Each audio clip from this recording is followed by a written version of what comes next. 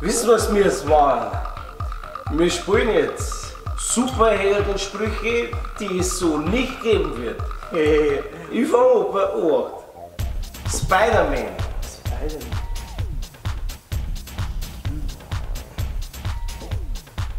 Ich hab da drin überhaupt gar nichts.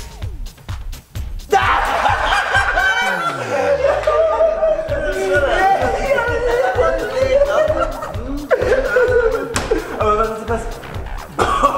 pass auf jetzt, da hab ich auch einen. Gerade jetzt gerade eingefallen, pass auf. Magneto. Ich weiß gar nicht, was ich halt anziehen soll.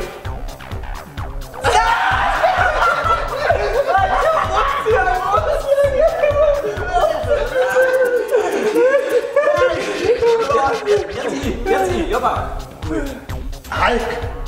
Schatz! Wo kommt denn das Grüngold hin?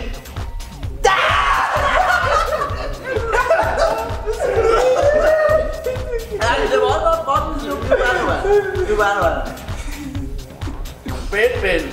Ich glaub, ich muss mal wieder zur Ultraschalluntersuchung.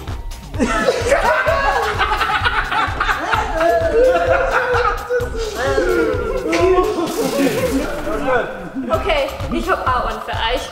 Passt's auf. Catwoman.